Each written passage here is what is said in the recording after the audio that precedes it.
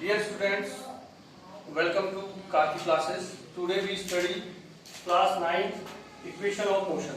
गति के समीकरण. चैप्टर का नाम है गति. चैप्टर का नाम क्या है बच्चों? गति. इसे कहते हैं मोशन. देखो आपका इंग्लिश में हो चुका है सिलेबस, लेकिन आप चिंता मत करो, हिंदी इंग्लिश मिक्स आप पढ़ेंगे. ठीक है. गति के समीकरण, गति के 3 समीकरण होते हैं बच्चों. एक होता है v = u + at, एक होता है s = ut + ½ at², और एक होता है एक होता है v² - u² = 2a. अब दिक्कत है गति के 3 समीकरण है, ये है 3 समीकरण. अब एक चीज तो ये है, अब बच्चों आपको पता होना चाहिए u क्या है? प्रारंभिक वेग. प्रारंभिक वेग इंग्लिश में इसे कहेंगे इनिशियल वेलोसिटी. क्या कहेंगे? Initial velocity. v होगा आपका अंतिम वेग. क्या होगा? अंतिम वेग, जिसे आप क्या कहेंगे बच्चों? Final velocity. t क्या हो गया? टाइम. t is time. और s क्या हो गया? डिस्टेंस. s क्या हो गया बच्चों? डिस्टेंस. a क्या हुआ? एक्सेलरेशन. a क्या हुआ बच्चों? एक्सेलरेशन. तो पहले ये चीज आपको बेसिक पता होनी चाहिए. ठीक है.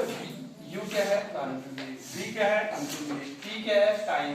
s क्या है? डिस्टेंस. a क्या है? एक्सेलरेशन. एक्सेलरेशन को हिंदी में क्या कहते हैं? त्वरण. क्या कहते हैं बच्चों? त्वरण. हिंदी आपका हिंदी ज्यादा है, ये दूरी होगी, और टाइम मतलब समय. ठीक है. ये चीज है. अब आपने इसको प्रूव करना है ग्राफ से. ग्राफ से कैसे प्रूव करेंगे? ध्यान देना. पहले हम ग्राफ खींचेंगे. ग्राफ किसमें?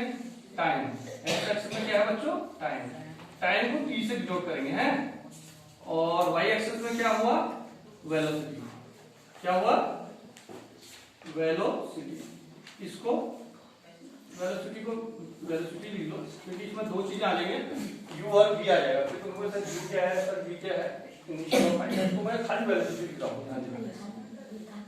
ये ओरिजिन है. This is origin. Suppose a object is at ए.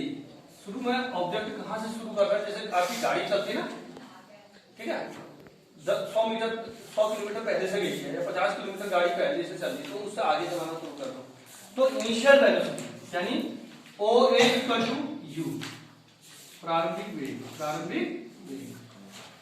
कोई पार्टिकल A से चलना शुरू कर रहा है, और थोड़ी देर बाद ये A से घूमते घूमते कहां पहुंच गया बच्चों? जैसे आप घूमते घूमते कहां पहुंच जाते हो, घर पहुंचने में 2-3 घंटे लगा देते हो, पता नहीं कहां से है. वैसे इसका भी हो रहा है कि A से थोड़ी देर में घूमते हुए कहां पहुंच गया? अब आप कहेंगे सर इसने टाइम कितना लिया B पहुंचने तक? तो मैं कहूंगा भाई टाइम की ड्यूटी किसकी है? एक्स एक्सिस की. यहां देखो, मैं कहूंगा एक्स एक्सिस में देखो टाइम कितना लिया. तो आपने कहा सर t टाइम लिया. सर OC इक्वल क्या है? t. आपने कह दिया OC इक्वल t यानी समय. आपने कहा सर t टाइम लिया. मैंने कहा कैसे पता चला? तुमने कहा b का मैंने एक्स एक्सिस देखा, और एक्स एक्सिस वाले ने बताया कि यहां पहुंचा है, यहां टाइम t था, चाहे 10 सेकंड चाहे 15 सेकंड जितना भी है. मैंने कहा भाई इसकी b पर वेलोसिटी क्या है? What is the final velocity of object at b? तुमने कहा सर वेलोसिटी का काम तो मैंने y एक्सिस को दिया है चेक करने को. तो यहां चेक करोगे, लाइन खींचोगे, और ये OD. तो OD को लिखोगे आप v. अंतिम वेग क्या लिखोगे बच्चों? अंतिम वेग, यानी हिंदी में इंग्लिश में कहेंगे फाइनल वेलोसिटी. अब बस इतनी चीजें आपने लिखी. अब आपने एक काम करा, ये रचना में आएगा, कंस्ट्रक्शन करा, ज्वाइन ए. अब बच्चे कहेंगे सर ए भी तो उतना ही है जितना OC है. हाँ भाई, आमने सामने है ना, इक्वल हो गया. फिर बच्चे कहेंगे सर OA भी तो उतना है जितना C है. बिल्कुल सही बात. अभी हम इसका यूज करेंगे ना, जहां पर वो आएगा तो उसको ये लिखेंगे. ठीक. अब बच्चों जब कहीं चेंज होता है वेलोसिटी में, तब एक चीज की उत्पत्ति होती है, उसे कहते हैं त्वरण. वेग परिवर्तन की दर को क्या कहते हैं? त्वरण. अब तो पहले इक्वेशन को 2 तरीके से प्रूव कर सकते हो. एक तो यहां थीटा स्लोप निकाल लो. कैसे? त्रिभुज ABE में, ABE एक मेथड तो ये है. ठीक है.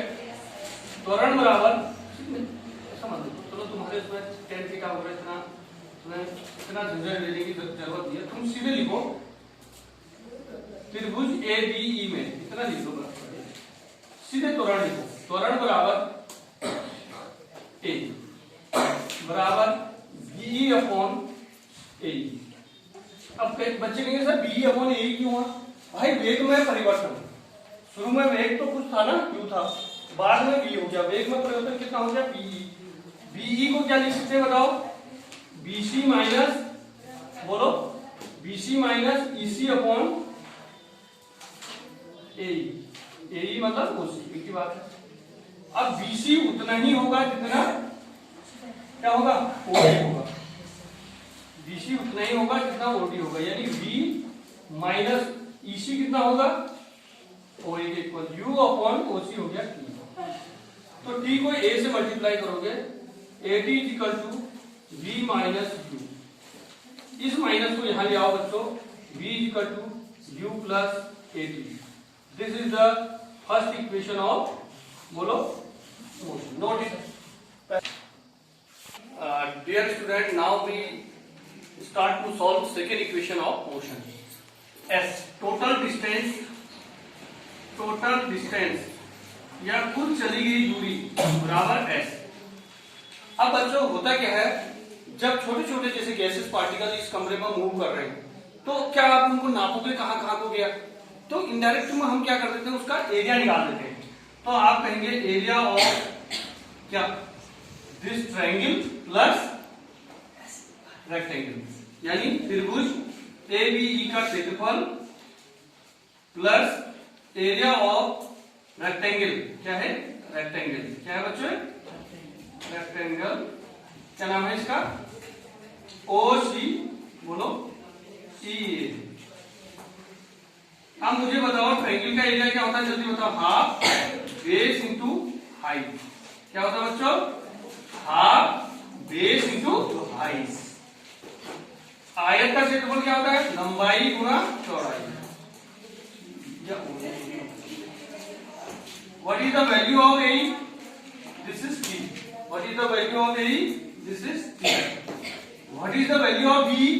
अब बच्चे कहेंगे सर बी तो आपने बताया नहीं, बी कैसे निकालना है, what is the value of B. तो आप लिख सकते हैं B C is equal to B E plus E C. B C आपका है बी, बीई निकालना है, और ये इसी क्या है u, तो b इज इक्वल टू हो गया आपका v माइनस u, क्या हो गया बच्चों v माइनस u। तो इसकी जगह लिख दिया आपने v माइनस u।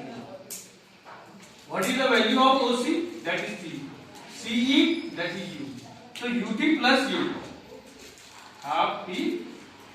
अब बच्चों तुम्हें दिक्कत कहां हो रही, तुम कहोगे सर v माइनस u की जगह क्या रखें, यहां पर दिक्कत होगी। अब आपको फर्स्ट इक्वेशन पता है, फर्स्ट इक्वेशन क्या है जल्दी बोलो, v equal to u plus at, तो इसको यहां मल्टीप्लाई, सॉरी इधर ले आओ, v minus u equal at, equation first कर दो, तो v माइनस u की जगह आपने at रख दिया प्लस ut, तो 8 ये pt मल्टीप्लाई हो गया 80 स्क्वायर हो गया, तो प्लस ut, तो आपका हो गया s is equal to ut plus half 80 square, answer आ गया।